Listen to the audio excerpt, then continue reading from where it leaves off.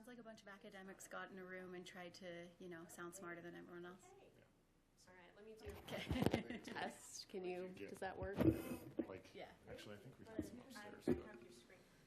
anyway, so, Oh, Yeah. but it's okay. good. Overall, it's like the That works. fundamentals and stuff. It's pretty good. So I can't. I'm sure. Yeah. Just call her. Okay, I'm gonna pause this now. So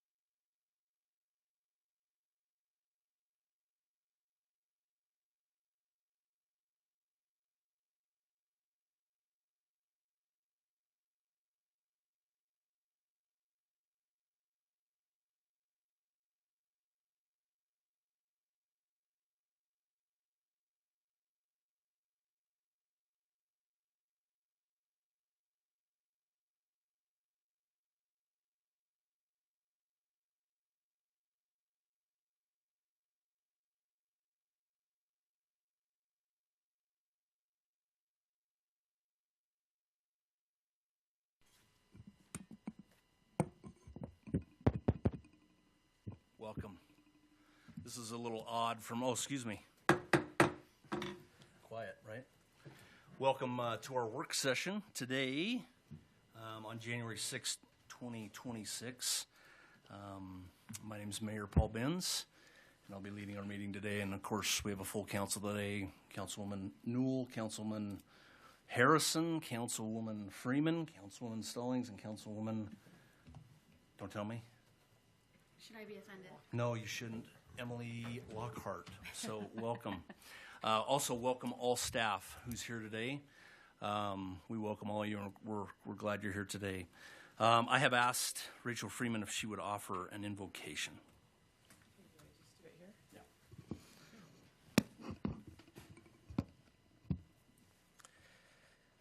Our dear Father in heaven, we're thankful for the opportunity we have to be here today and to discuss the affairs of the city of Lehi. We're thankful for the people of Lehi and for their faith in us, and we have great faith in them, and we have even greater faith in Thee. We ask Thee please to help us and be with us in the decisions that we're making here and away, that we will be led and guided as to what is best to do. And we're thankful for all the great workers here in Lehi that put forth their best effort to facilitate all of the things here in Lehi City. We ask you to be with them and their families. And we say these things in the name of Jesus Christ, amen. Thank you. Okay, so we'll open up. Our first item of business is to select a mayor pro tem. And so council will open that up. I believe probably the easiest way to do this. I'm sure you've all been thinking about this, but we'll open it up for some nominations. So I'll just take some nominations. We can discuss those as we go, and then we'll take a vote where we're at. But I'll open that up to you. Mr. Mayor, I'd like to nominate Michelle Stallings. I'll second that. So we have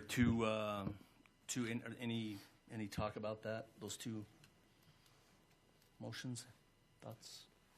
I support that. I think that she seems to know the code very well, and in the previous council meetings, I've noticed that the other council deferred a lot to her knowledge of the code, and I think that's a good choice.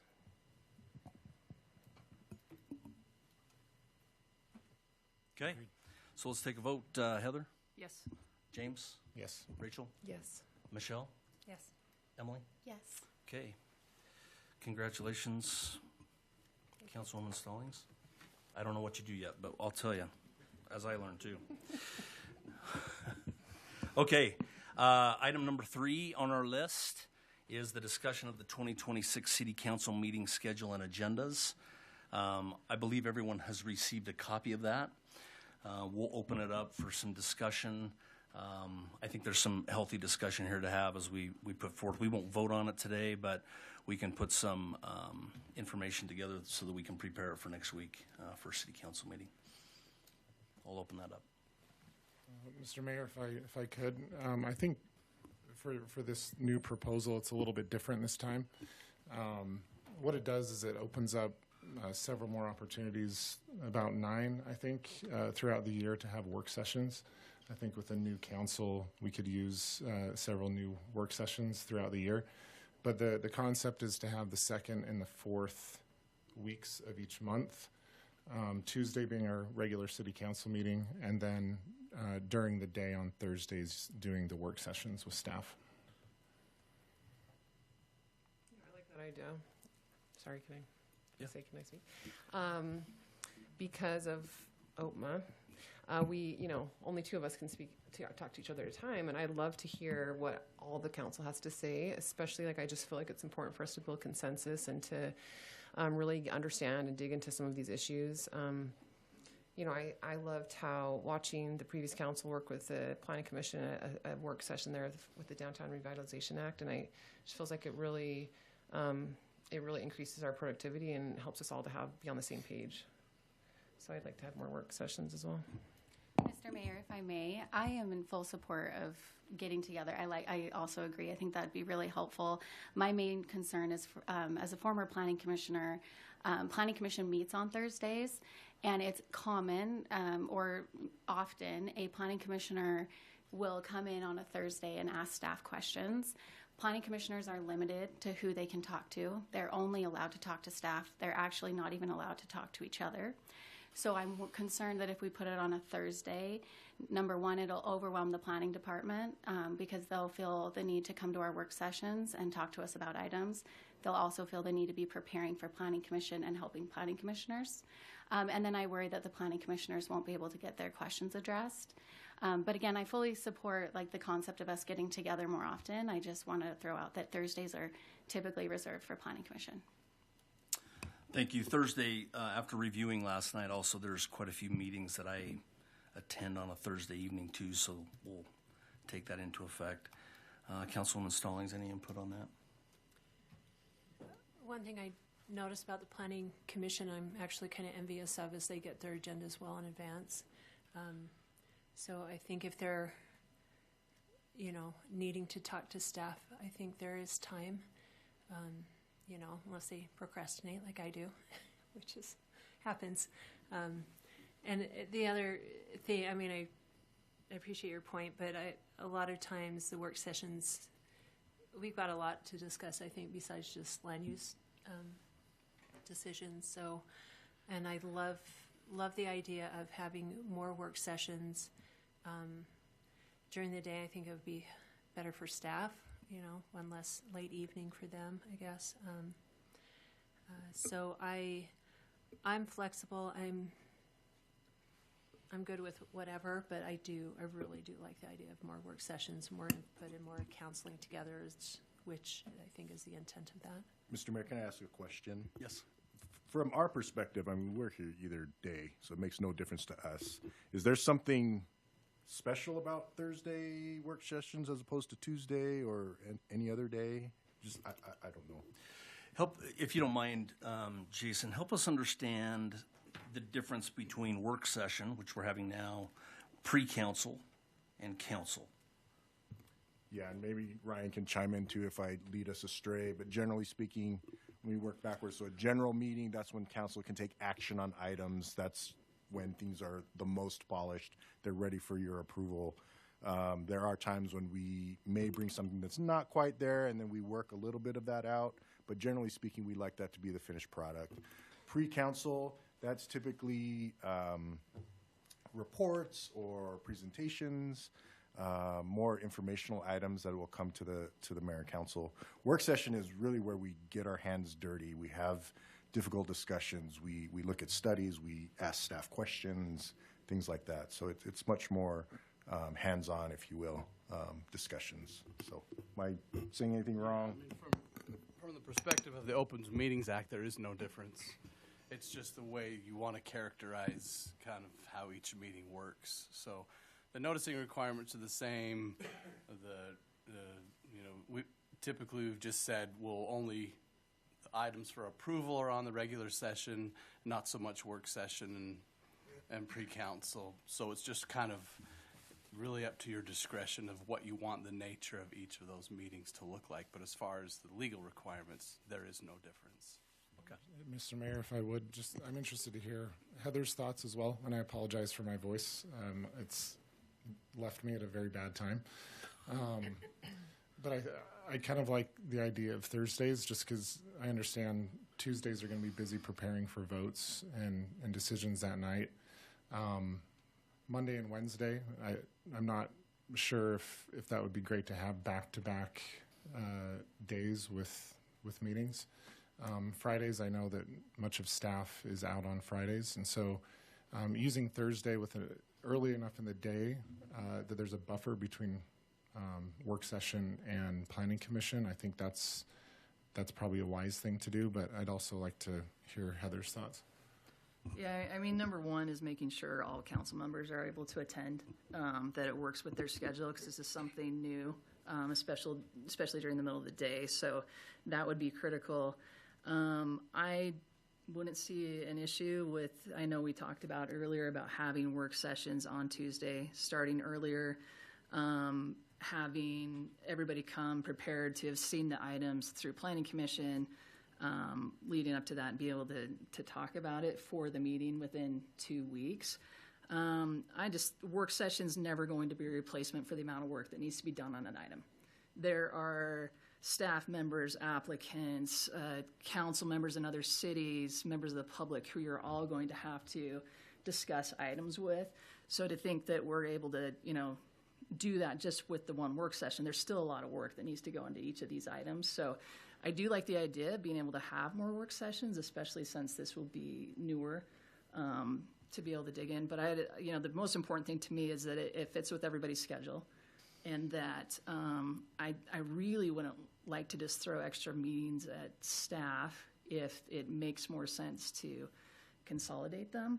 I also know we all have a lot of meetings as we start joining and being liaisons to other organizations, especially you, Mayor, that, there's going to be a lot of meetings that you're going to be required to be at too. So the more we can consolidate that, I think, everybody knows that Tuesdays are the meetings that everybody in the city are meeting on.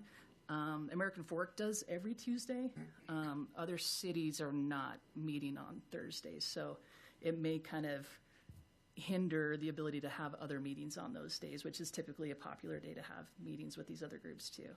But. Okay. Can I say something? One hesitation I have of having them on Tuesdays before the regular session is there's decision fatigue, which is we all know this is a human condition. And if we're putting a lot of effort and time into these big issues in the work sessions, then we come to vote. And then what I've noticed is these meetings, city council meetings, are going later. The issues are getting bigger. We're voting, we're making decisions. And I want us to be fresh. I want us to be able to focus fully on the ones that we're voting on. The work sessions, I want us to be able to study and dig in deep to those also. And I'd love us to not conflict. And I don't know, I think I remember you told me Tuesdays, those days are gone. You're focusing on things getting ready for city council, right, Heather? And then I just think, anyways, that's my and I'm kind of concern. thinking whether it's Tuesday or Thursday, we're still 2 weeks out on an item. I'm seeing a work session as more as a presentation of what's coming. I'm probably not coming to a work session having dug in. I'm probably coming at that point, unless we're doing the Thursday before the Tuesday meeting, if it was the first and third weeks.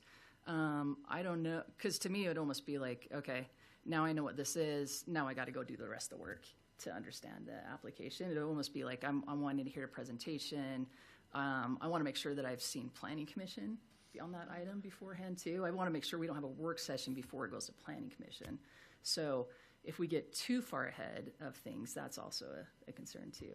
Mayor, may I? Yeah. I agree with Rachel. I would not want to have a big long meeting with a work session and the regular session. That's too much. And I see a work session. I would like to see a new direction with the work session. I would like to see it more proactive discussion around things where the council contributes as much as the staff giving a presentation. I don't see this as something prepping us for something that's going to come for us on a regular agenda. I think this is a deep dive into budget issues or some of our master plans or that sort of thing. So I would much prefer having a separate day dedicated. I think if we have it early enough in the day, that'll free up our evenings for other meetings that we may need to attend. And who knows, maybe other city councils from other cities might want to come in, listen in. So I support having a separate day and earlier in the day if as long as people are able, the council members are able to attend that. Mr. Mayor, may I have a question as far as your approach to public comment? Mayors, have the discretion to do it differently. At this time, the public comment really happens at the Planning Commission level, which is why I would like to have that information from the public as we start getting into these issues. Are you planning on having public comment during our city council meetings? So currently, I'm planning on having 20 minutes of open comment at the start of a city council meeting. Well, they'll have 20 minutes, 3 minutes.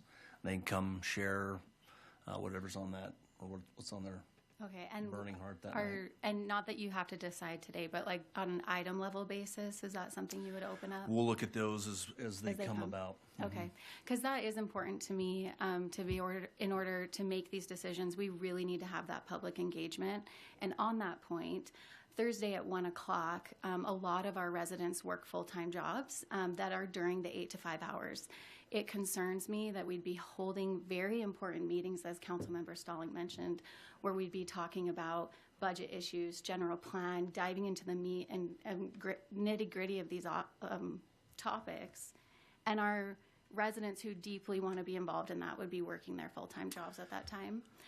Just a point of thought, not that everyone works an 8 to 5, but a lot of people do. And it's just something to consider. No, that's a thought, and I think you're right there.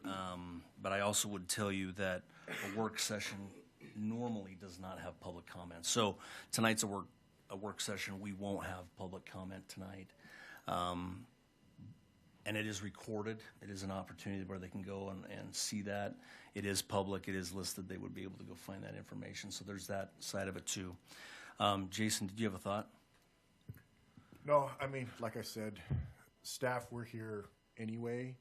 I was just thinking Wednesdays would probably be a not good day because we have DRC, so planning staff would be absolutely inundated on Wednesdays. Right. I know we're not contemplating that. Another thought I had was, well, what if every Tuesday was a meeting so that we had a meeting every Tuesday night, just a different form of a meeting? Right. Or, I don't know, I'm just, again, I'm going to be here anyway, so I don't care, but it's... So here's what I'll do. I'll take that all under advisement. We'll look at it. I did have a meeting with staff this morning. We had a brief discussion about making sure we all have information a week ahead. They're going to do their best in the coming weeks. It's not going to be next week. It'll take us a couple of weeks to get it rolling and making sure that you have the information so that you have contact with who you need to have contact to make the best decisions that you can. So we met this morning on that. I will take that with advisement. We'll put that together and send it out. Mayor Go ahead. Vince, can Yes. I make another comment too? It's in a different direction. I'm curious about the change to the all-day budget discussion being moved up.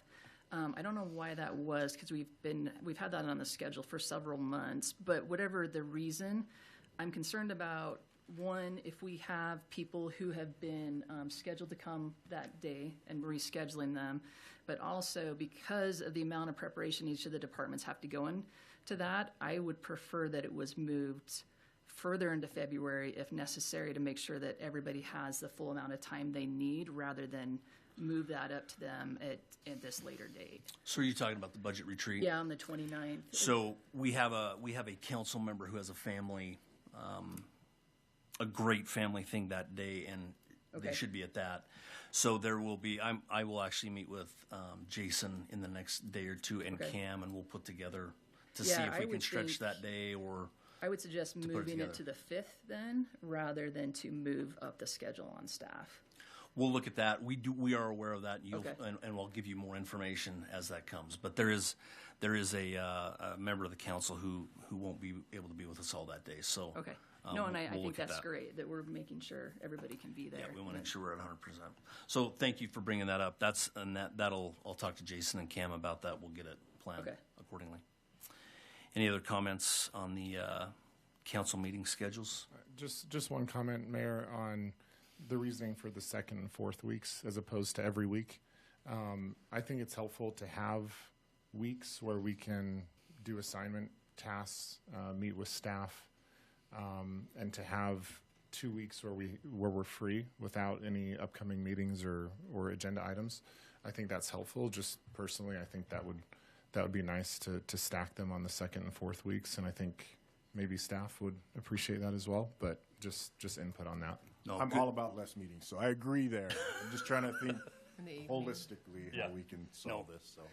No, I think we're on the same page there. Putting it together, we'll put it together and then send it out to you. Any last comments there? Great. Okay, we'll have a presentation and review of rules and order and procedures. Lehi Municipal Code 1-6-3-1. Tisha, you are up.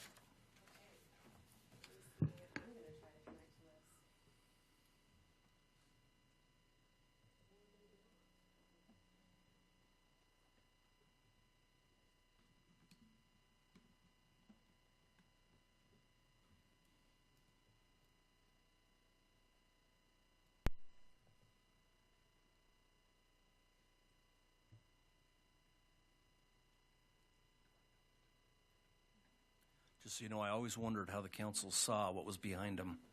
Now I know.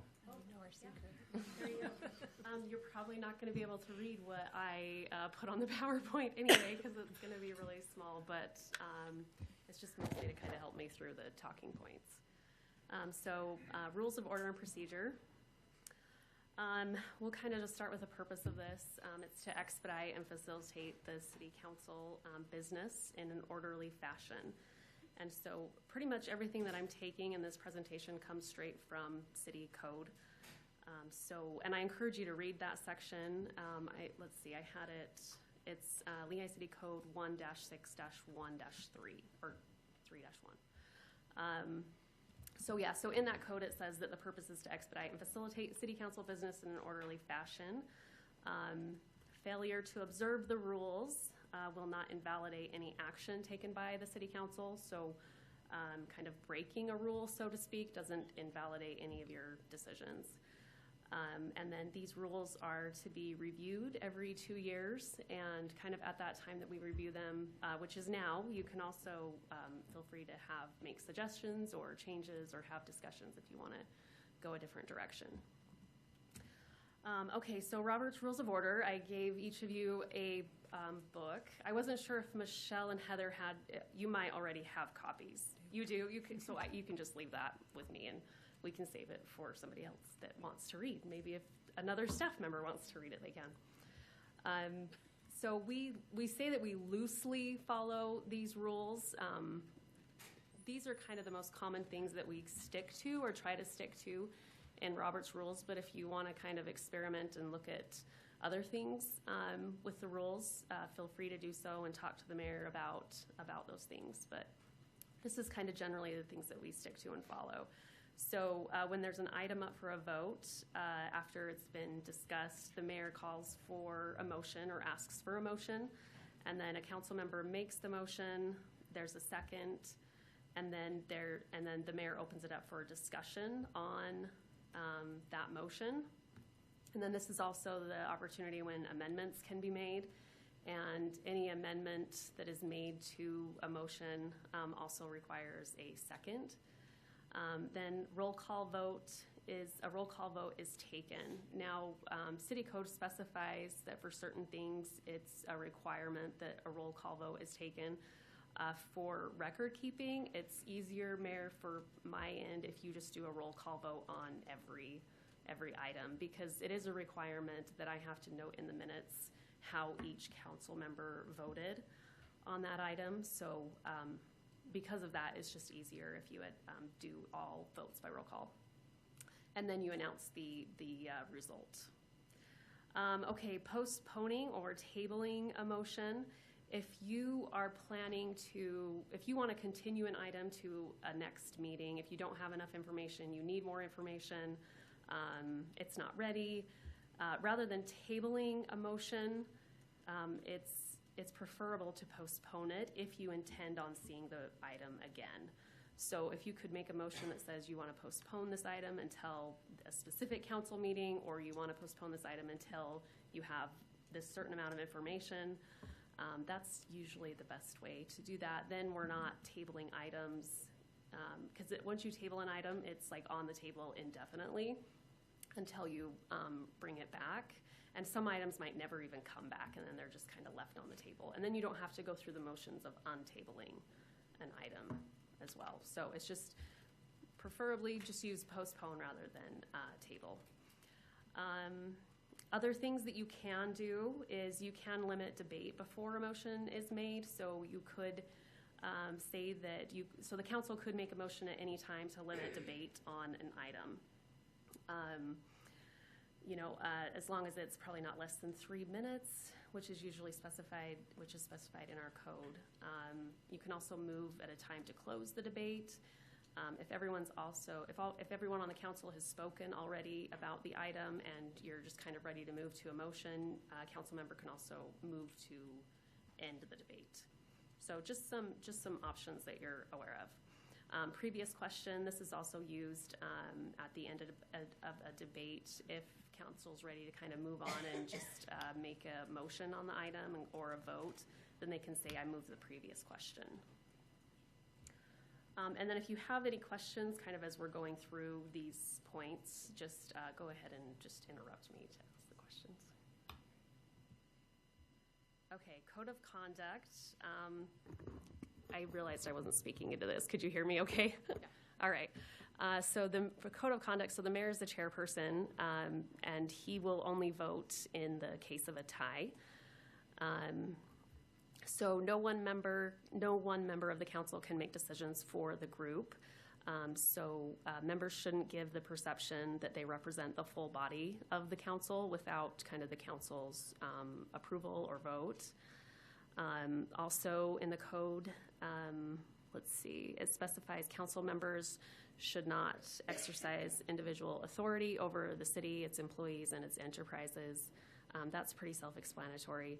Council members must represent the interests of all Lehi citizens and consider the interests of Lehi citizens as a whole and vote accordingly. So that's the specific language in the code. So your job is to consider how your decision affects the whole of the city rather than just individual groups, individuals or neighborhoods. So you must consider like the negative and positive consequences to the city as a whole and vote accordingly. Adherence to procedures. The mayor is primarily responsible to ensure that council staff and members of the public are following these procedures. And the council can assist the mayor in preserving order and making sure that these procedures are being followed. The council's members should not delay or interrupt the proceedings. All persons addressing the city council, including the administrator, staff, and members of the public, shall be recognized by the chair. So anytime other members of the public want to speak, or staff or other council members, it's best to just first ask the mayor to be recognized, or just notify the mayor that you'd like to speak, and then he can choose whether or not you're allowed to speak. And then all remarks should be limited to the matter that's being discussed. Council desiring to speak shall address the chair. We just talked about that, so just addressing the chair or the mayor before you speak. Council members, once recognized, should not be interrupted while speaking unless there's a order by the chair or a point of order is raised. Questions and debates shall be limited to just the issue that's before you. Avoid discussion of personalities, personal attacks, verbal abuse, things like that should be avoided. It's also not appropriate for anyone to berate the mayor, council, or staff in a public meeting. And then administrative staff is held to the same standards as the mayor and council. Now, code of conduct for visitors and citizens. So citizens should refrain from private conversations while in the chambers and while the council meeting's in session. They observe the same rules of decorum. The mayor can actually remove any person that he feels is being boisterous, whatever that means. The mayor can remove that person, and for other reasons too, if he feels like they're being disruptive in the council meeting. And if you feel like the mayor's not removing somebody that should be removed, you can also make a motion to remove an individual if you feel like the mayor's not acting on it. But from what I know of Mayor Benz, he doesn't have a problem removing people from meetings because that's what he does as a referee, right? You remove people from games. I've only ever kicked out one, so you know. Only one, okay. Perfect. It wasn't someone I'm related to, was it? It's not. Okay, perfect. And then just unauthorized remarks from the audience, like yells and clapping, shall not be permitted. Banners and signs are not allowed unless it's like an exhibit or a display that's connected to something being discussed. And then disruption of a council meeting can actually be prosecuted as a Class B misdemeanor. Council members. So council members, you may dissent any action taken by the city council, so you can obviously express that you dissent and your reason for dissenting, and you can also request that that reason be put directly into the minutes. Excusal from attendance. If council, if you are not going to be here, please let the chair know, let Mayor Benz know if you're not going to be here. And also, if you could let myself and Jason know as well, then we can kind of make preparations or be prepared for that. Chair duties. Okay, so the mayor presides. In the mayor's absence will be the mayor pro tem. So the chair of the meeting will be the mayor pro tem in the mayor's absence. And if both happen to be absent for one meeting, then council, you will elect a chair just for that meeting. So a chair can also ask the police officer that's here. We have a police officer that attends all of our meetings, so you can also ask the police officer to remove someone if you feel that's warranted. Hey, Tisha? Yeah. Just one question back to the dissent. Is that immediately following a no vote, or? You know, it just says dissent. It doesn't say that it's directly following a vote. I'm sure that it's implied that that is directly following a vote, but I would also expect that anytime the council has a dissenting opinion, that that can be expressed and recorded in the minutes if they choose. Thank you.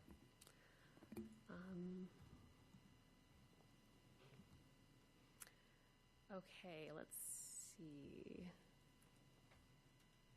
Also, the mayor, you can ask for a recess too when it's appropriate. When you feel like it's an appropriate time during the meeting, you can have a recess. And council, if you need a recess, just ask the mayor for one. And then also the chair will decide who and when, the chair will determine when the public's allowed to speak.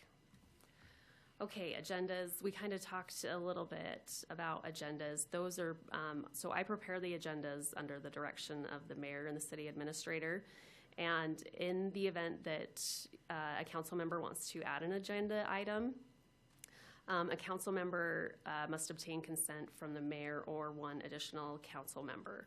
So this was included in the code as a way for the council to add items if the mayor refuses. So if the mayor and council aren't really getting along and the mayor's refusing to put items on the agenda that you want, then that's kind of the purpose of this. Best practices, though, for this would be if you have an item that you want on the agenda, the best way probably to go about it is to talk to the mayor and or Jason about that and kind of discuss it with them. They might have additional information or additional viewpoints, things like that. They may have information like it may be necessary to add that to a different agenda item, things like that. So that's kind of my suggestion for best practices with that. Also, city council members desiring to introduce items that may require substantial staff time must first place the item on a pre-council meeting agenda. And then after being presented, a majority vote of the council is required to move that agenda item forward. And so the purpose of this was to protect city resources, staff time. So if you have, let's say like if you have one or two council members that, for example, thinks that maybe one or two council members thinks that we should combine fire and EMS with Saratoga Springs, combine those two departments. Is he here? An example only. However, so if you have one or two people that, or one or two council members suggesting that, however, if the majority of the council is mostly against even entertaining that and doesn't want to waste city resources on that, then that can be used to kind of protect those resources. So basically it's kind of to prevent individual council members from going in a direction that's very different from the majority of the council. Tisha, sorry. Yes. It says a majority vote. Do you need a formal vote or just kind of a straw poll kind of thing? Let's see, a majority vote of the council. So if it's officially being presented in a work session meeting, and the mayor thinks that and if the mayor kind of thinks like that it's likely that the other council members don't want to move forward with this item, then he can ask, then you can take a vote there to move forward with it. So the item would first have to be on like a work session agenda. Does that make sense? Yeah, does that change noticing requirements if there's votes involved, or? Typically, we've kind of done like a head nod. We haven't really done an official vote. Yeah, I think, Ryan, do you have a preference? It probably doesn't really matter if it's a vote or a head nod type of thing, because you're not taking necessarily official city action. Yeah. Before we devote a lot of staff time to something.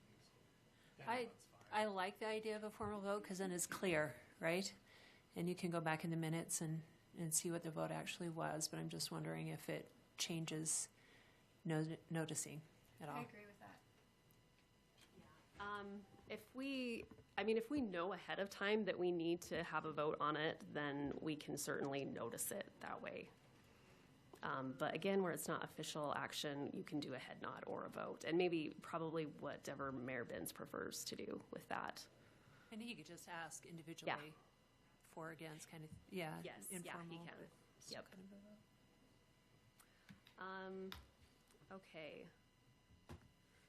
Okay, agendas can be amended. So the noticing requirement, and Ryan will actually go into this at the next city council meeting. He'll have the Open Public Meetings Act training at our next city council meeting, but the deadline for posting agendas is 24 hours notice, and so that also applies to amending the agendas. So amendments can be made up to 24 hours before the meeting.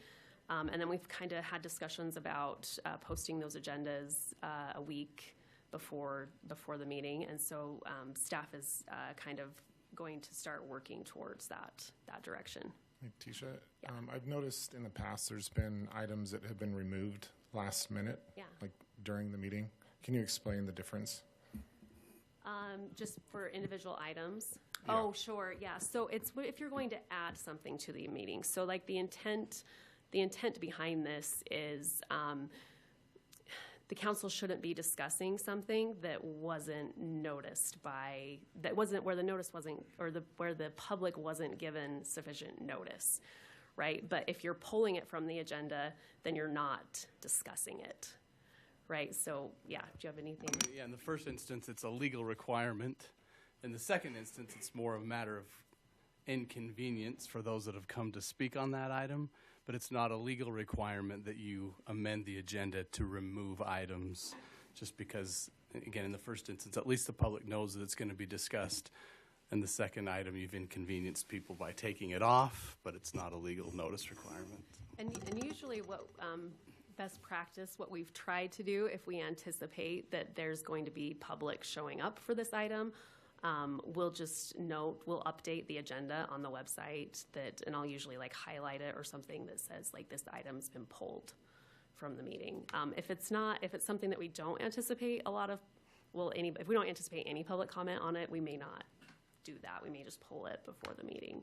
And it's probably best too, Mayor, if we have items like that, to just announce that at the beginning of the meeting, just to kind of make everybody aware that you're, not going to be discussing that. And we can also let the council know as well. Like as soon as we know that an item's being pulled, we can notify the council. Any other questions about that? Tisha, for the agendas, as a council member, sometimes we're noticed about this is going to be discussed, but we don't get the information until sometimes the day of, right? And I guess this is more of a request, though, because that fulfills the legal requirements, right? Just noticing it, but it's especially the minutes. I am a procrastinator, so I don't have time the day of to read the minutes all the time before the meeting. So, I guess the sooner we get those things, it just helps. I agree. And I'd rather have time to read it and vote to approve it. It'll pull it, until we have enough time to read it. Then does that make sense? I know. I would just add to that, if there is especially a major decision that's coming down, and there's documents added, and not enough time for the full council to review it and be prepared for the meeting, I think it would be a good practice to push that agenda item to a later date, if it makes sense, just because sometimes there's dozens or hundreds of pages to read. Yeah, and I always take that direction from the mayor. So if the mayor feels comfortable moving forward with an item, if he feels like he has enough votes and wants to move forward with it, that's at his discretion to do so if he chooses. But yeah, certainly I think it is best practice for sure to make sure everybody has all the information before a vote is taken. So we can complain to him if Yes, we don't. you can. Absolutely. I do. Okay. Oh, and then kind of like what we discussed earlier, so pre-council or work sessions can be held for presentations or, discussions ahead of a meeting.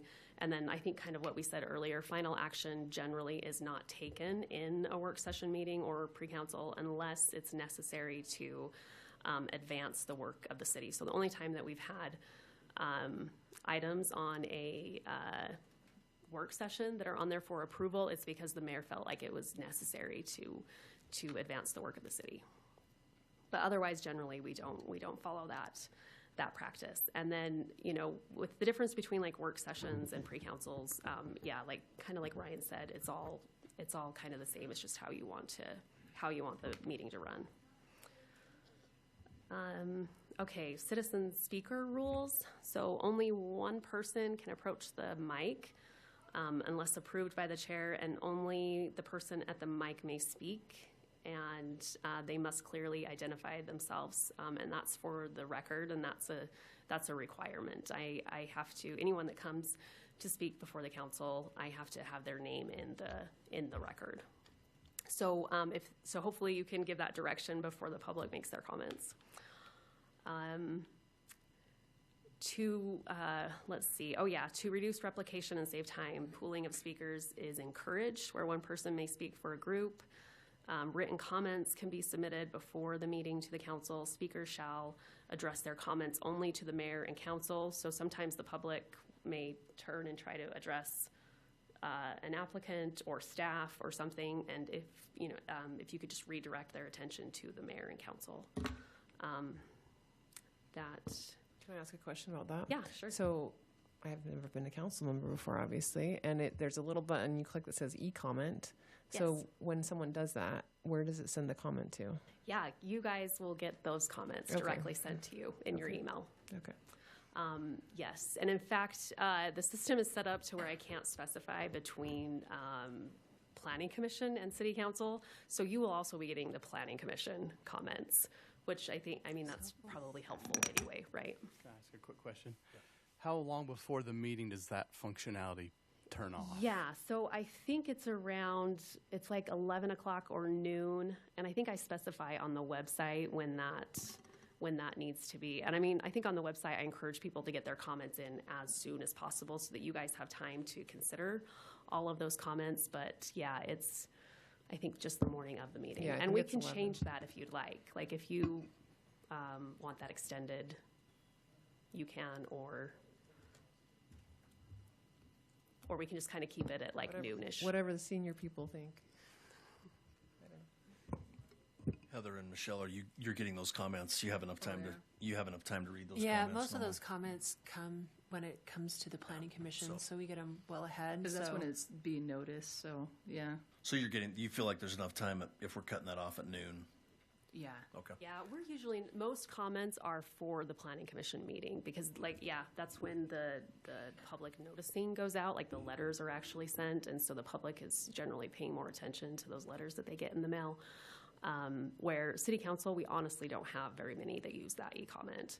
And Mayor, I might add too, my concern would be is if we're preparing for a meeting and someone does send an email and we miss it, then I feel bad. Like if they're sending an email at 5 o'clock and we miss it, whereas, if we know by noon, we have time to respond to them, they know that they've been heard, that's probably a better, for them. They can always email us.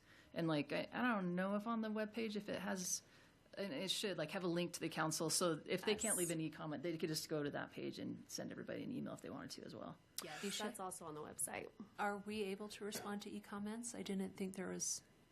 So e-comments, so No, not Okay, I'm directly. probably thinking- However, you can respond to, I can run a report for you that shows the email that came address? with that comment. Yeah, the email address. So if you want to respond, just let me know, and I can run a report and send you their emails.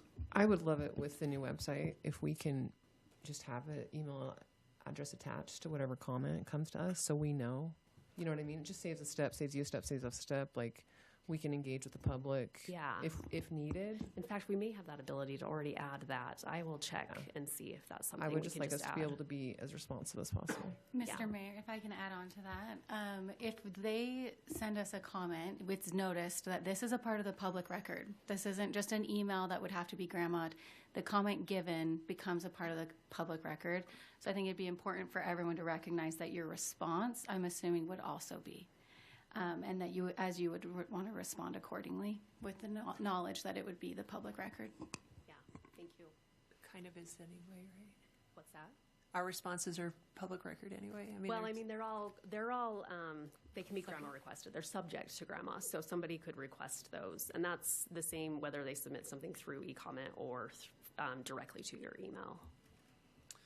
So I'm with you, Heather. I think as long as we have that and someone made a comment, but there was a cutoff, Yeah. so we know the comments are there, then, because I'm with you. I would hate for a comment to come in 5 and we miss it, so. Yeah, and It's fair. Michelle's totally right. I think I'm getting more emails than I'm getting e-comments typically. So, Right. and that could be part of And it too. yeah, so. and that's on our website. There's that option as well. And some people do feel just more comfortable emailing you all directly. And so that's why we have that option on the website too. So I think we keep a cutoff, so that's Okay. pretty good. All right. Speakers, okay, let's see. Public hearing remarks must be limited to the matter being considered. We've kind of covered that a lot. Speakers have approximately 3 minutes. So in our code, it says speakers have 3 minutes. However, the mayor may grant longer time or shorten the time just based on the circumstances or the amount of people there to speak on the item. sorry, quick question. That has to be decided beforehand, right? You can't just. It should be decided Okay. beforehand. Now, what yes. if you have, and I know this has been done in the past, where you have a representative of a group, and they say, well, I yield my time so this person can have extra time. Is that, again, at the mayor's discretion, or is? Okay. Mayor's discretion. Okay. Yeah. And I think it's good for the mayor to encourage a spokesperson. If a neighborhood can get together and kind of have a spokesperson that can grant them more time, I think that's very appropriate. But again, yeah, that kind of thing would be the mayor's discretion.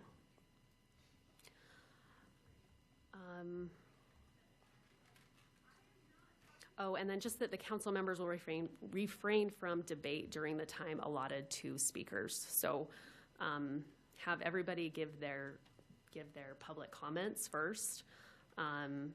Even though it's really tempting sometimes to respond to citizens or applicants when they're right here, it's best just to go through everybody. It's more efficient, and then everybody's questions can be addressed after the public comment.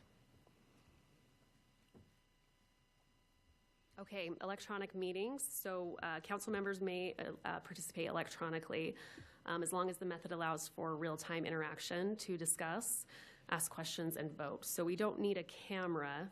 You don't have to have a camera on in order to participate in a meeting, but you do have to be able to listen to the discussion and participate in the discussion and vote. You can't just text your vote into the mayor and say you were listening, but there's no way to actually talk to you. Anyway, texting your vote in doesn't work. Let's see, and then just pre-meeting, if you do want to participate electronically, if you could give us a heads-up notice, that is very much appreciated. And then if you want to make sure that everything on your end, if your connection's working on your end, just contact myself or a management analyst, and we'll make sure that we make that connection with you before the meeting to make sure that everything works great. It's the mayor's responsibility to enforce the rules, and the council should insist that the rules be followed. Council members, if the mayor is following the rules, I guess, then You don't have necessarily like it's hard to raise a question as long as the mayor's following the rules. Mayor is responsible to see that both the public and members of the council act civilly. But yeah, again, assistance from the council is appropriate and appreciated. Okay, we'll go. Any questions then before we move on to the Ethics Act? Any questions about rules, procedures, suggestions, changes, discussion? Mr. Mayor, I have one. Just curiosity, with the disruption by the public being a Class B misdemeanor, does that also apply to planning commissions at any meeting, or is it specifically city council? I would have to look at the code and see if it says meetings or, okay. Okay. Mayor, I have a couple questions.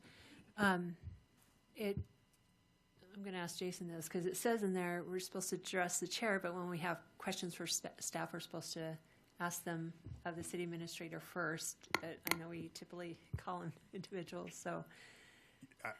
Maybe I'm speaking out mayor- of turn. Yeah, if you just, the mayor, I have a question for staff, and then we And can there's- dialogue from okay. there. I don't think every single question. Like you have we've to- never done that I know Yeah, of, so.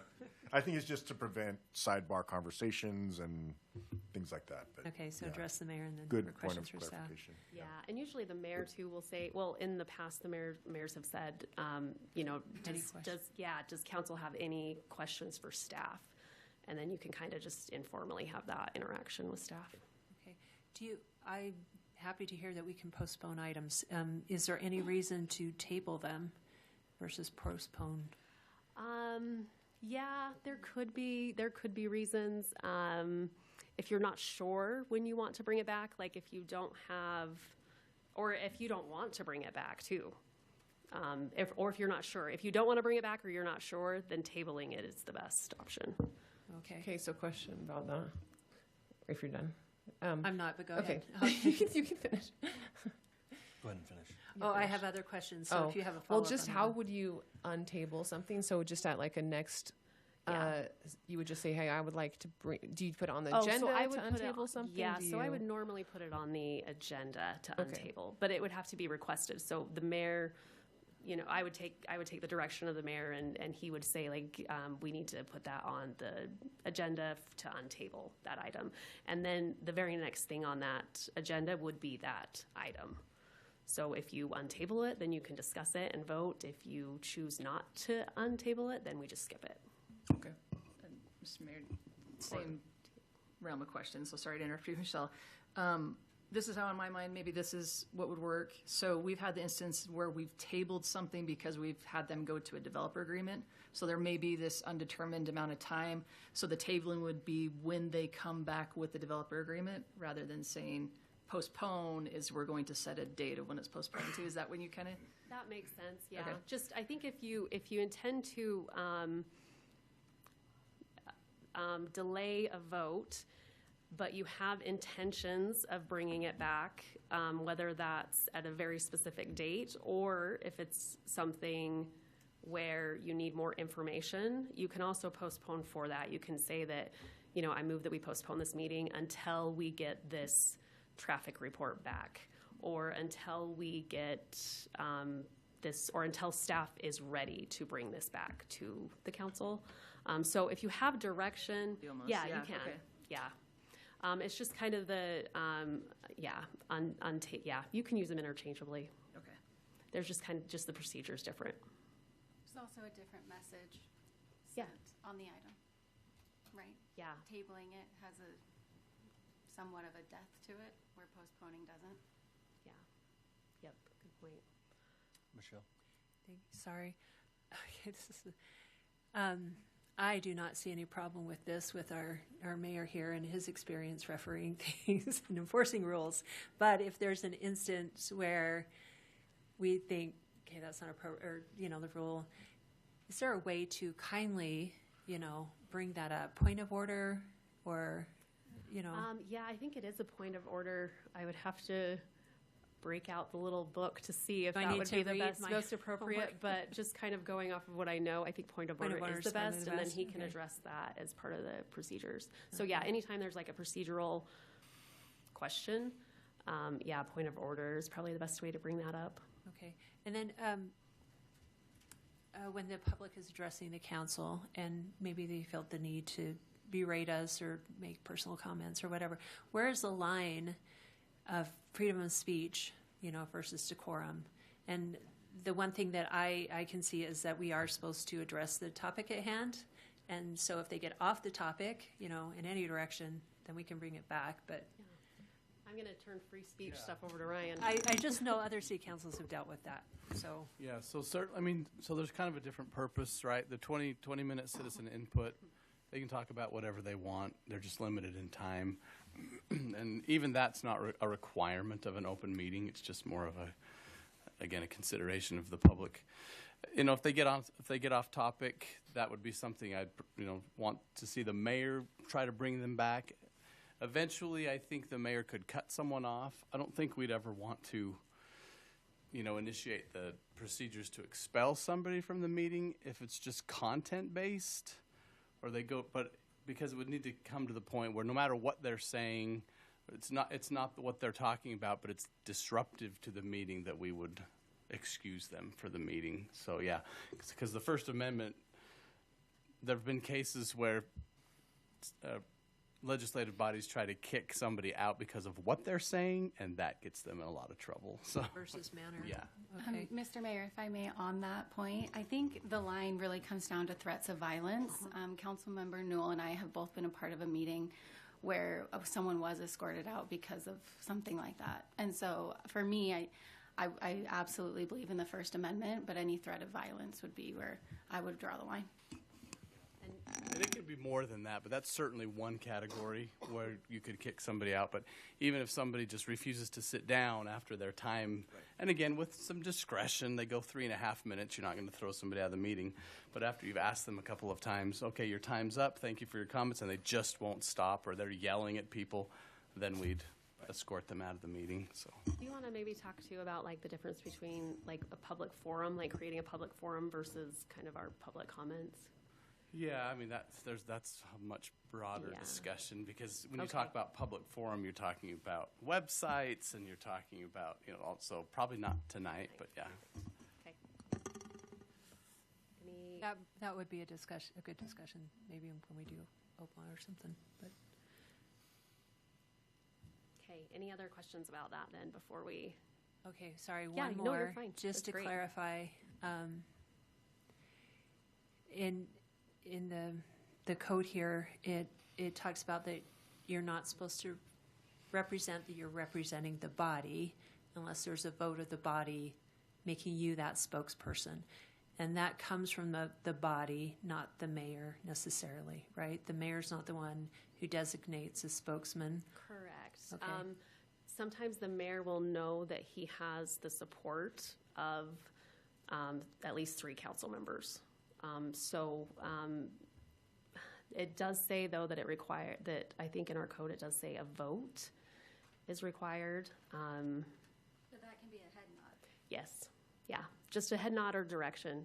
Yeah. Tricky, Ryan, go right? ahead. Because there's a whole range of very formal things where you need to appoint one of you to speak on, Yes. to attend a hearing or attend something. And then I'm sure everybody has in mind something in the newspaper or goes on the radio or gives an interview. That one's a little more difficult to have some formal procedure where somebody's been designated. But still, the precaution would be if you're speaking, and this is the mayor, and the mayor is one of the council members, just a non-voting member. But whether it's the mayor or one of you as council members, that's more of a caution to just be careful that if you're just representing your views, that you make that clear, and not say, not give the impression to the media and therefore the public that you're speaking on behalf of the city or the entire council. So. But that's tricky. You know what I'm asking. Yeah. Yes. So Yep. We have freedom of speech rights, and as long as we clarify multiple times, Yeah. whether it's included or not, You can certainly speak can on speak. anything you Yeah. want. Yeah. okay, Just without the being reprimanded. clarification, Yeah. That's great. Okay.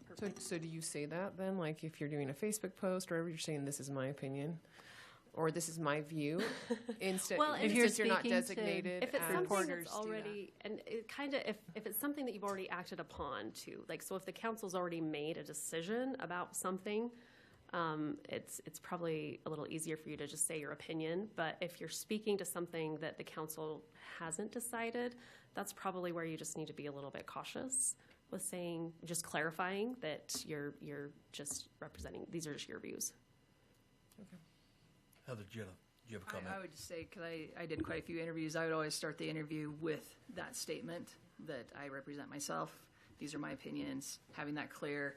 I would never use we statements, saying we as, the council or anything like that. Just, I think if you get in, as you are doing interviews, make sure that you are, and then I also think what Tisha was saying, like really careful if you're doing something before it's been presented to council.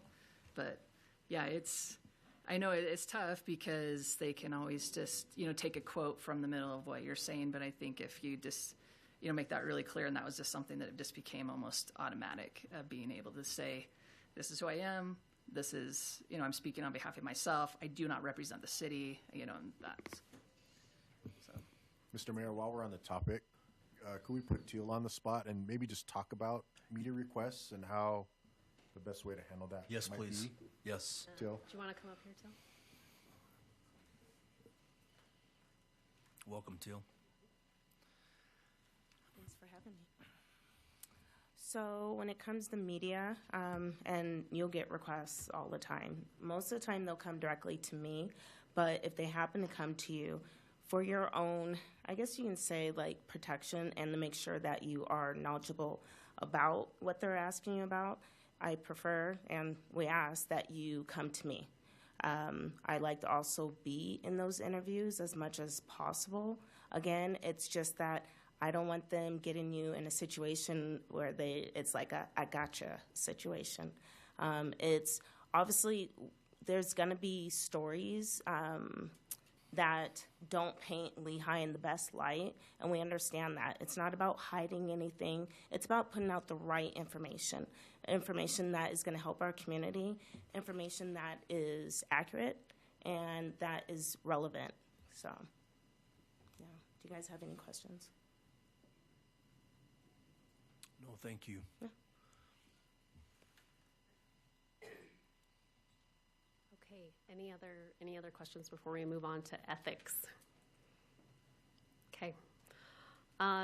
So the Municipal Officers and Employees Ethics Act, I put the code on there, so it's Utah Code 10-3-13. I encourage you all to read that section thoroughly so you understand it and know what's in there. And feel free to reach out to Ryan as you're reading through it too. If you have questions, please reach out to Ryan on that one. He knows more about that code than I do.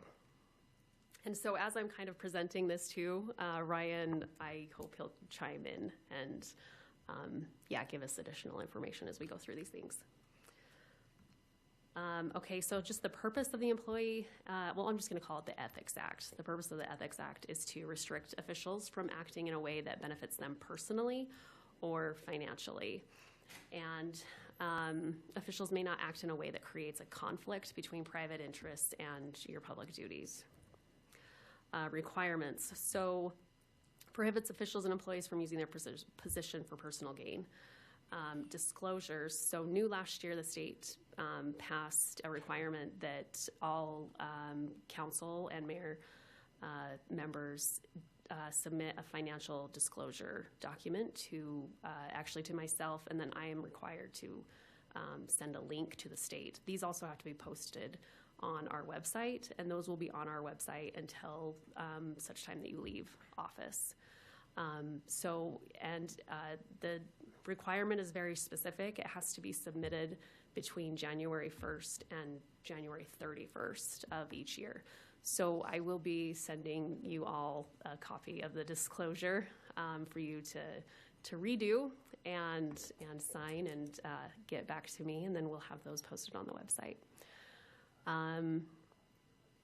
And also, just a note on any disclosures, just disclosing it on that document isn't good enough if there's a conflict that arises during a meeting. So if you have a conflict during a meeting, you are also required to disclose that at the meeting. And we'll kind of get a little bit more into that later. But And then also just gifts. You cannot accept any gifts over $50. However, this doesn't include campaign donations. Oh, go ahead. I missed something? No. There's just a little bit of nuance there. Okay, Right? perfect. So the $50 limit is a safe harbor. And so there's a term, I think it's an economic benefit tantamount to a gift or something like that. Yes. So you stay under 50, then you're good, right? But that's not, so I often will get a question like, well, so a group wants to take us golfing, and actually the green fees are $65. So does that mean I have violated the Municipal Employees and Officers Ethics Act? And I'd say not necessarily, right? So let me just read a little bit of language to you, and again, we can go over this in more detail later if you want. But it's basically, it says, if accepting that gift of substantial value would tend improperly to influence a reasonable person in the person's position to depart from the faithful and impartial discharge of the person's public duties, or the person knows, or that a reasonable person in that position should know, under the circumstances, it's primarily for the purpose of rewarding the person for official action taken. Plain English. The first of that is, are they trying to influence your decision, i.e. your vote? As it applies to you, this be a little bit different context with an employee. Or are they rewarding you for some decision that you've made, again, mostly expressed through your vote? So, if a department head comes to me and says, what about the $65 gift?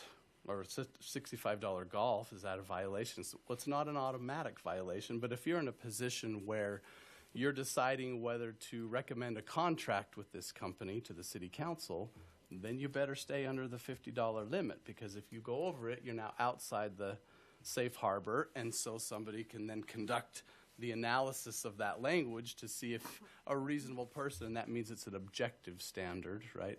If a reasonable person would think that they're trying to buy your vote, then you should refuse golf even if it's $65. So again, the $50 is a great thing to keep in mind, but just so you know, there's a little bit more nuance than just $50 under the circumstance. There's no exception. That's going to get me charged with a crime. So there's a little more to it than that. So. Ryan, is there, excuse me, is there a way, when I was in the federal government, sorry, my voice is going again, there's a way to donate it? Like if you get a gift, or if you get jazz tickets or something, is there a way that you can donate it to the city and you could give to staff? Is there some, I can't foresee a situation, that's a good question. I don't know of a formal way. I think you could, again, if you feel like it would be inappropriate for you to accept it, I think you could just call Jason. Ooh, I kind of like that. Just funnel all the gifts to Jason. He's a new attorney. I mean, you could say, I was offered these. I don't feel like I can accept them, but I'd love to make them available to city employees. So I don't know of a formal way, but I think you could do that. That's appropriate. And again, Jason would have to make sure that he doesn't give them to an employee who would be influenced by that, right? But Good discussion. So, Ryan, I mean, a reasonable person, I mean, we all say, we won't be influenced, but probably the safe thing also is if an entity, organization comes before the city for anything, just thank you, thank you. That's the safe approach, for sure. Yeah. If you think in the future, even if you don't think it's something immediately before you, but that it's a developer or somebody that comes before you quite often, if you just want to stay free from any accusations, that's the safe approach, for sure.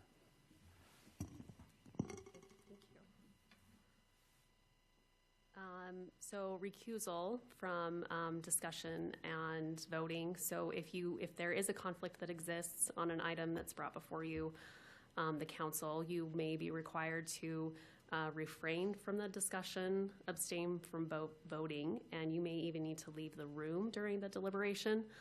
I don't really know, to be honest, what the differences are. Maybe Ryan can clarify that for us. Yeah, in my experience, it's just that I know of the city that I worked for previously required that their code had you have to leave the dais and can't participate in the discussion. They added that as a requirement. That's not a requirement of state law, but that was for that specific city. We don't have something like that. so you could decide whether you think, if you want to, you could stay up here and just not discuss and participate in the discussion, but if you think even staying here might influence your fellow council members, then you could certainly leave for that item while the discussion and the vote happen. And is there any case where a council member can disclose their conflict and still vote? Yeah, so let me get to that when you're done, because Okay. it goes back to the one we just talked about, 1304, and the word felony. We'll talk about felonies Okay. in connection with that. Okay, perfect. All right, so just a couple examples that we can go over and maybe just kind of discuss or help you kind of think through some of these things. So if we have an example of if this were to happen, a council member owns property next to a proposed rezoned area, should the council member disclose this at the meeting but still vote, or should they disclose it at the meeting and recuse themselves? Any guesses? I guess it depends on if they're going to benefit from that rezoning. I think the safest way would be to recuse. But if there's no clear benefit to them, then maybe they could still vote. Yeah, I honestly don't have a great answer. And that was probably a great response to that. And if you are ever in doubt of whether you should vote or not on something, certainly consult with Ryan beforehand. Yeah, I'll just say I agree. Yeah. That's a good answer. If there's not the line of personally benefiting from using your office, and again, voting is a way to use your office for your own benefit. But if it's just, I understand this is happening next door to me, but you don't own the property, you're not going to benefit from however it's rezoned, then I think you should still feel like you can vote on that one. Okay, next example, a council member's spouse works for a developer on an item before the council.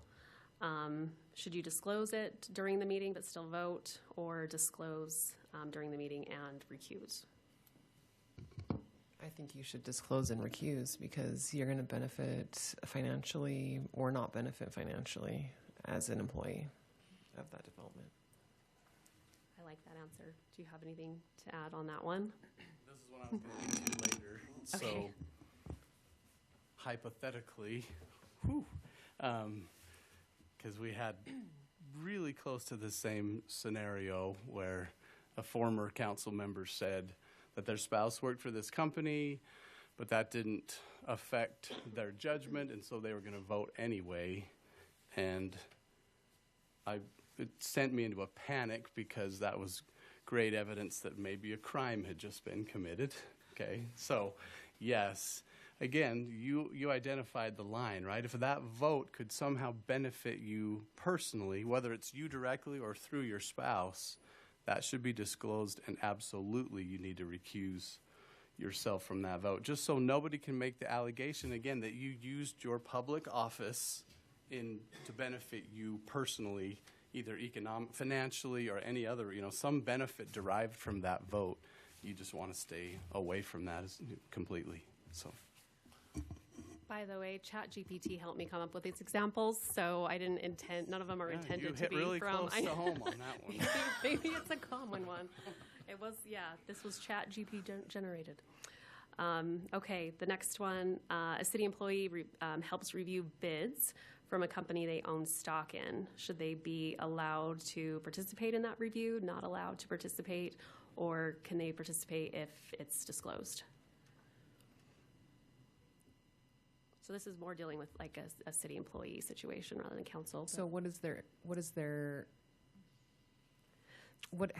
they're reviewing the bids, are they making decisions yes or no? Like, what is their role? They would have input on the decision. They may not make the official decision, but they would provide input and feedback. I mean, they should for sure disclose. You're talking ethically here, right? Not necessarily legal requirements, right? Yep. Uh-huh. Okay. And I guess I'm with Ryan. I mean, better safe than sorry, right? I would not participate in that if it was me, yeah. And then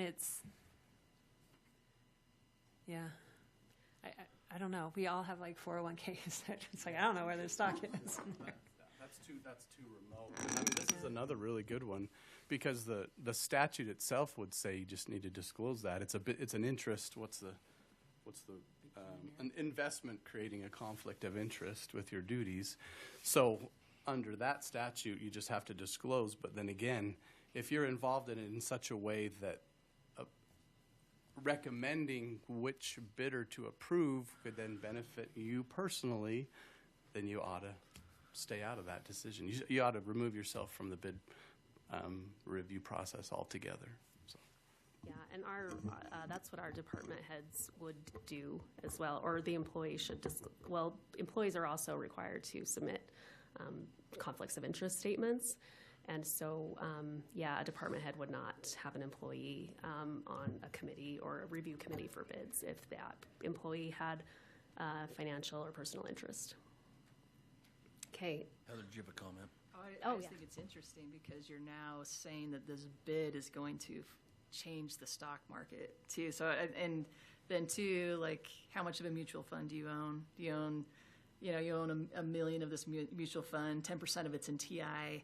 So, it's an interesting question. Well, and I agree with you. Like, I'd just rather step out of the vote than to mess around with something like that. But it's something I don't think we've ever really dove into, of thinking that that's going to your bids now influencing the volatility of the stock For market. publicly traded companies, it's probably not much of an issue because you own such a minuscule. So I think this probably has, I don't know, again, ChatGPT probably came up with the word stock. But if you had an ownership interest, right? Like if you had a major share in it, I know people who are be like, oh, I've always got to buy Apple because I've got 100 shares of it. So I'm going to, if I don't get my Apple iPhone, I'm not affecting my stocks. I don't think it's like that. You and 4 family members might have a closely held corporation that their company wants to submit a bid. That to me is very different. Yes. So okay. I take the word stock in this example and then apply it to anything that you have a business interest in that with a company that wants to make a proposal or something like that. So, and if I remember right too, the state has clarified too on your conflict of interest forms, because it asks you if you have any. I don't remember if it uses the word stock. It does. It doesn't count ETFs or mutual funds, but specific companies, and it needs to be over 5,000 worth. Yeah. Okay. Let's see. Yeah, just municipal officers, officers, I meant to say there, must not use their position for personal gain. So an example, a city council member asked the planning department to fast track a permit for their family or friend, or if a council member pressures staff to award a contract to a friend's company, those could be considered personal gains, even though it's not a financial gain. It could kind of be a personal gain. So just something else to consider and think about before you're making decisions. Okay, another example. Oh, that's the same one. Never mind. Okay. A council member meets with applicants and/or residents before a council meeting. Is this a violation of the Ethics Act? I hope not. Do. Yeah, I would say no. So some, like the Planning Commission is really, they have specific bylaws, and it might even be in our city code that refrains them from talking to developers or residents about issues, or amongst themselves too. So city council, that wouldn't be a violation. What could be, maybe we can discuss best practices instead. I know one training that I went to, it was suggested that, council members are going to meet with residents and, developers before meetings. It just is, it happens. But the kind of the advice or direction that was given to me in this training is that it's probably best for the council to disclose that during the meeting in which you're voting on that. And so, just saying, like, I met with the developer beforehand and this is what we talked about, that seems to be a good approach.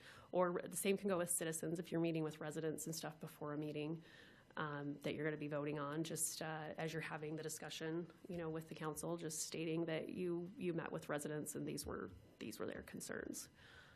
So that's one approach. You could also take the approach of you don't want to meet at all with a developer before the meeting, or you don't want to meet with any citizens or residents, or you tell the residents if they approach you with a concern, you tell them come to the city council meeting instead. So there's just kind of a wide range that I think is kind of an individual choice on how you want to approach it.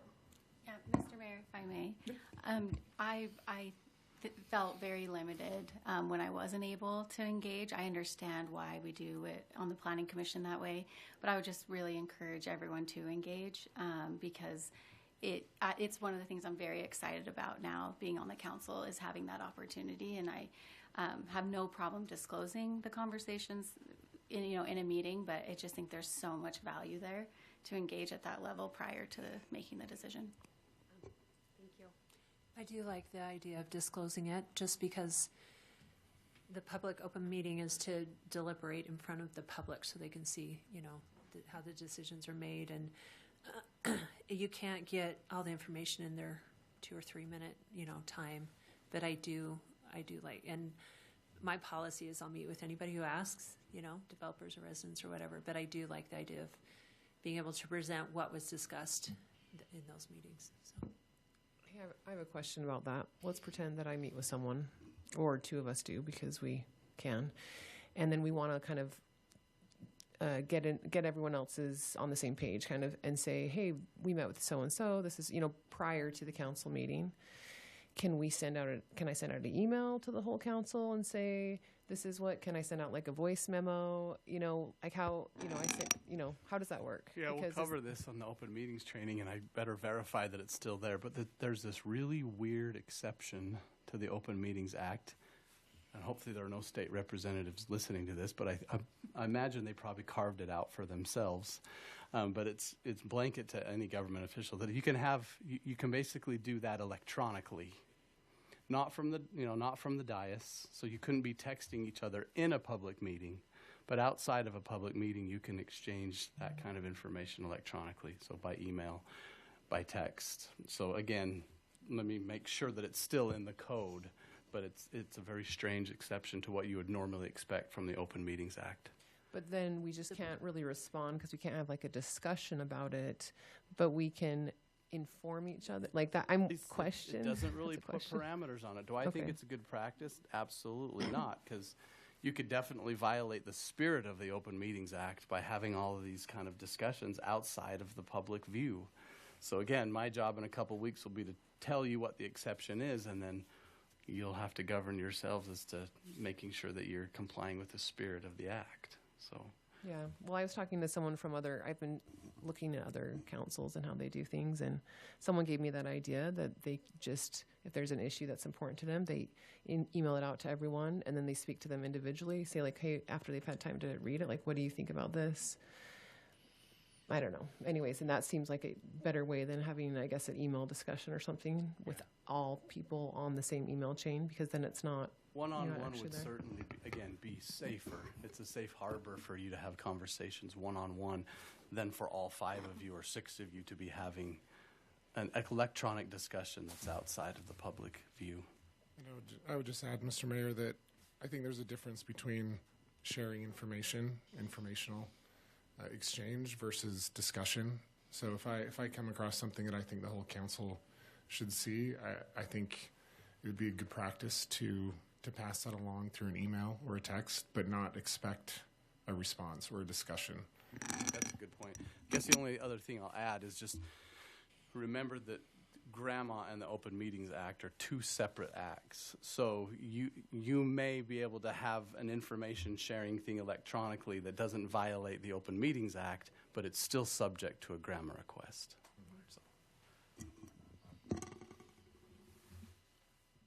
And kind of also with this too, maybe just meeting with staff before council meetings and such, or asking staff questions. I know that staff is very appreciative if you can reach out to Jason before council meetings if you have questions that can be directed at staff, and then that way the staff is prepared to answer those questions. And if you find that your questions kind of are relevant to your decision or discussion, then certainly I would certainly bring that up during the meeting, that you had this discussion with staff, and this is what you talked about, and you may find that it's irrelevant to your decision, but I think that staff we just want to be prepared to answer your questions as much as possible, and sometimes it's hard to do that. And of course, during the meeting, questions are going to come up, obviously, that you're not going to know beforehand, obviously, but anytime that you can provide those questions to Jason, it's helpful.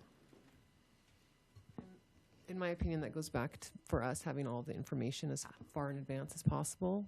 So if we can have it a week in advance and have all of it, not just the agenda, then we can digest it. Then we can ask the people the proper questions instead of the day of, we don't have information, or 6 p.m. or whatever it is. So, Sure, Mr. Mayor, real quick on that point, if I may. Yeah, I think that's just something that we're going to just have to get staff used to do, and we're committed to do that. So we'll get that out sooner. Now, I will say this: there may be items that we need to put on a 24-hour notice, and we'll try and keep those to a minimum. But that will happen very infrequently. So. We really don't. Yeah, it's not good practice to amend the agenda either. Like, we just kind of save those amended agendas for just like emergencies, and we'll try this out. Okay. Violations. I guess, Ryan, this is kind of your chance to add anything that we haven't already discussed. But violations can result in to scare them. Yes. Yeah. So for most of these, that investment, what were some of the others that, it's a business that the city regulates or something like that, the penalty for not disclosing is potential removal from office. But the reason I want to go back to that 1304, using your public office to benefit you personally, is because depending on the amount, it could be as serious as a second-degree felony, which in the state of Utah is 1 to 15 years in the Utah State Prison. So, and I think that's where, again, giving this previous council member the benefit of the doubt, that they thought disclosure was the important thing. And so, again, they rightfully disclosed it as part of the discussion, but just not realizing the second half, which is in that specific section, 1304, if then using your office benefits you personally, then you're talking criminal penalties. The other one, I think, there's one that's a Class A misdemeanor only, but again, the degree of the crime is not as important as let's just make sure that we don't commit any crimes. So, yeah, but they take it very seriously, right? Like, prison is where the really, really bad people go. You don't want to go to jail either, but you certainly don't want to go to prison. Did he scare you? Okay. And just so you know, this particular case happened very, very long ago. Long time. Yeah. Yep. Okay, that's, just some other things to consider, just making sure that your decisions are fair and impartial. So decisions based on facts, law, policy, not personal relationships and kind of emotions or outside pressures, like you're just, looking at facts, law, and policy with your decisions. And then just, best practices for the meeting. So just the conflict of interest, if you do have one, that needs to be disclosed at the very beginning of, before that item is even discussed, and then clearly state your recusal, and then we'll make sure that gets documented in the meeting minutes. And then, of course, as always, if you're unsure, consult with Ryan before the meeting. Okay. Any questions? Okay. We'll have more fun trainings with Ryan's Open Meetings Act training in a couple weeks. Ryan will be ready, I'm sure.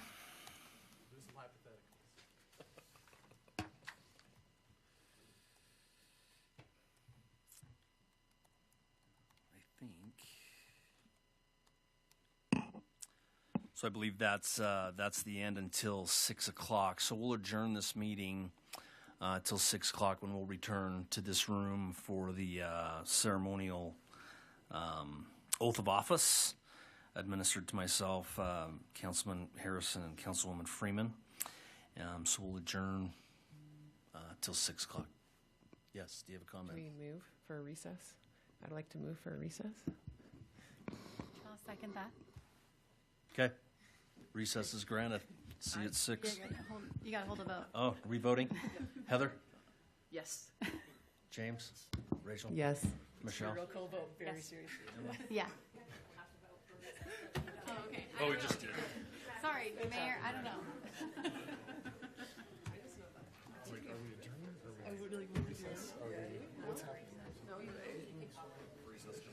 I thought we were doing are we adjourning? Yeah, that's what I thought we were adjourning. Yeah.